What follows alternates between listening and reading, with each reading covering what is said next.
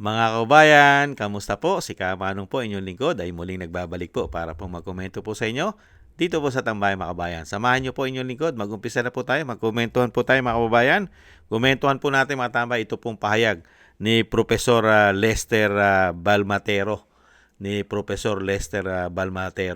Na ayon po sa kanyang pag-aaral na ang ginagawa pong impeachment at hearing diyan po sa House of Representatives ay puro daw po scripted.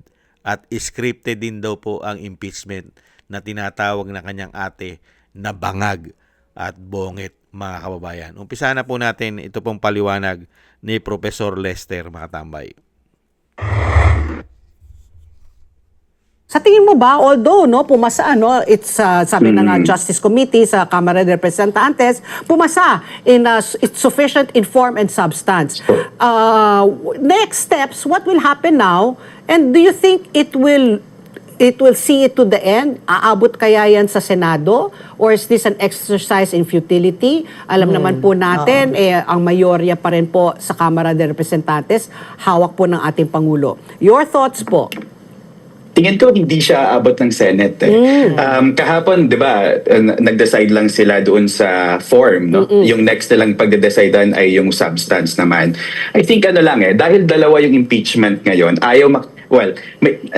nasira din kasi yung trust ng taong bayan sa House of Representatives because of the flood control project. So may trust building na kailangan gawin yung House of Representatives. So dahil may dalawa kang impeachment cases, hindi mo pwedeng at least parang hindi makita ng taong bayan na parang nire-railroad mo yung isa. Tapos samantalang mag-zoom in ka naman dun sa isa.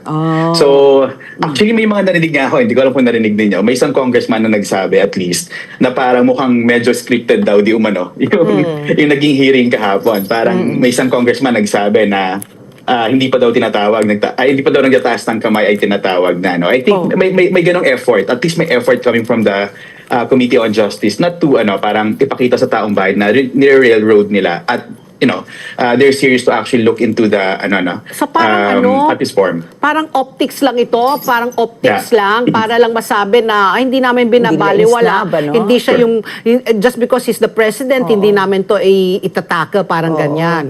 So since substance, I agree.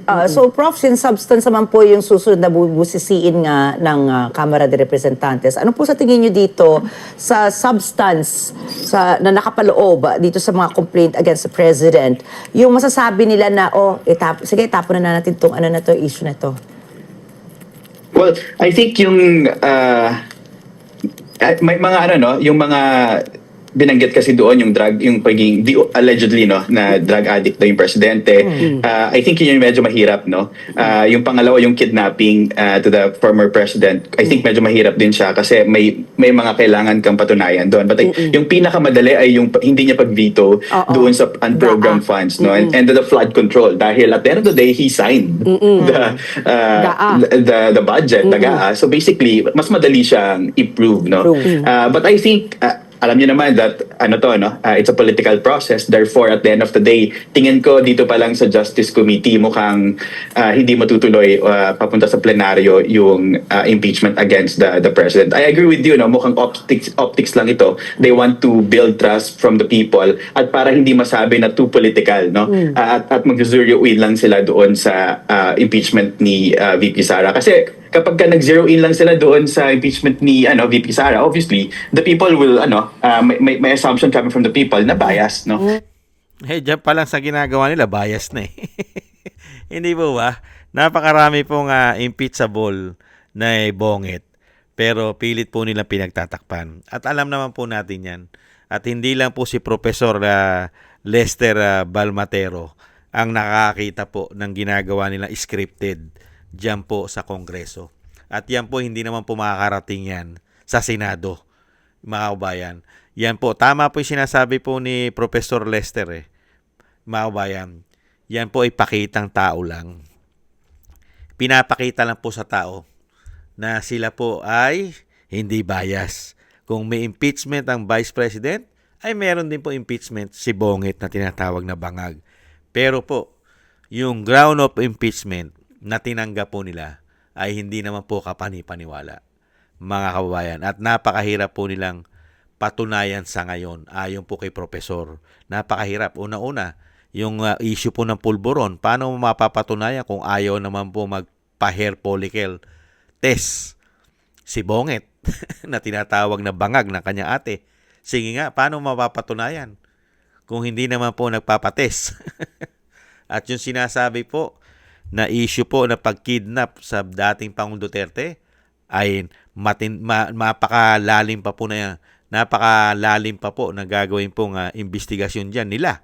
Dahil kailangan po yan ay may desisyon pa po ang Korte Suprema. Dahil yan po ay usapin pa sa Korte Suprema kung yung ginawa po nila ay labag at hindi nakakuha ng due process ang dating Pangulo. At hanggang ngayon po ay hindi pa rin po nagbibigay ng desisyon ang Korte Suprema sa mga bagay na yan. Kung tama ba at mali ang ginawang proseso at lumalabas na kidnapping ang ginawa nila sa dating Pangulo. Hindi po ba? Pero alam naman po natin, pagdating po ng panahon na wala na sila sa kapangyarihan, mga kaubayan, ay lalabas naman po lahat ng katotohanan. Lahat po ng mga pinagagawa nila ay recorded naman po lahat yan. Dahil ang pondo po ng taong bayan ay may record. Kung gaano po kalalaki ang inutang nila, pati po ang totally binudget po nila sa tinatawag na gago, gaa, na naging gaga at naging gago na ang gaa nung sila po ay umupo. Dahil nga po naging massive na po ang korupsyon at history na po ang malawak ang korupsyon sa panahon nila. Hindi po ba? Kaya nga dito po mga kabayan, yung ginagawa po nila, pang-divert lang po ito. Para lang din po mailihis. Real talk.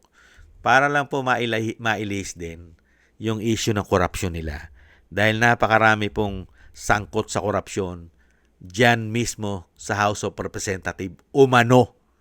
Hindi po ba? Bakit po nila i-impeach si Bonget at si Bangag? Sige nga, real talk. Bakit mo i-impeach? Automatic si BP Sara magiging Pangulo pag in-impeach mo yan. Disgrasya silang lahat pag naupo yan si BP Sara. Kaya nga po, ginagawa lang po nila script. Ibabasura din nila yan umano. Yan po ang paniniwala at nakikita ni Profesor Lester dyan. Ibabasura lang po yan at hindi na po makakarating sa Senado yan, mga kabayan. Pero, pagdating po sa Vice President, ay makakarating po sa Senado yan. Kahit po ang COA mismo ay hindi nila tinatanong. Wala po silang investigasyon sa COA. Ganyan po makatindi yan. At yung confidential fund ang issue. Tanging confidential fund, pilit nilang ini-impeach na pare-pareha silang meron at mas malaki pa yung kay Bonget. Bilyon-bilyon. Ibang klase itong pamahalaan na ito. Nabigyan tayo ng ganitong klaseng pamahalaan. Nadaig pa natin ang nanakawan at nabudol. Mga kababayan, pera-pera lang po labanan. Pera-pera ang labanan ngayon, umano. Dahil po sa kaswapangan at ganid sa pera at kapangyarihan na ayaw nang mawala sa kanila. Kaya po ang nangyari sa ating bansa, lugmok. Mahirap ka na, lalo ka pang maghihirap. Ang mayayaman ay lalong yayaman. Ang mga politiko, lalong magiging bilyonaryo sa panahon ngayon. Hindi kaya, mga kababayan? Yan po mga kababayan, ang maliwanag at malinaw po na pinaliwanag po sa atin ni Profesor Lester Balmatero, mga kababayan, na scripted at talagang wala pong maasahan ang taong bayan sa malawakang korupsyon nila umano. Dahil wala naman po patutunguhan ang impeachment daw po na tinatawag na Bangag at Bonget ng kanyang ate. Malabong-malabo raw yan sa sabaw ng puset. Isa lang daw po yan umanong scripted, mga kababayan. At alam naman po natin yan. May tamang panahon naman po dyan. Lalong-lalo po yung panahon pagka dumating na po yung wish ni Cara David. Yan po ang panahon na uusig po sa kanila. Ang mga wish po ni Cara David. Thank you po mga kabayan. Sana gusto po natin tambayan mga kabayan sa YouTube at TikTok. At ganoon din po sa ating mga subscribers. Maraming salamat po sa inyo. At sa mga nagbibigay po ng komento, like, share and subscribe. Thank you po sa inyo. At mabuhay po kayo. Shoutout po sa inyong lahat. At shoutout din po sa mga nagbibigay po ng biyaya at tulong. Thank you po kay Eric Hershio ng Canada, kay Balance Vision TV, Gay at Shena, Tatay Nick ng Canada, kay Annie Jo, kay ako si Pilam, Kingston ng Hong Kong, Jake Yahut ng California, USA, Gina Ray ng Berlin, Germany, Julieta Celona ng Sydney, Australia, at Baby Roman Ate Isa ng Cagayan. Thank you po mga kabayan. At ingat-ingat po kayong lahat sa inyo pong mga paggawa. Maraming salamat po. At muli po mga tambay, God bless po sa inyong lahat. At ingat-ingat po kayo palagi. God bless po. At taste lang po tayo. Bye-bye.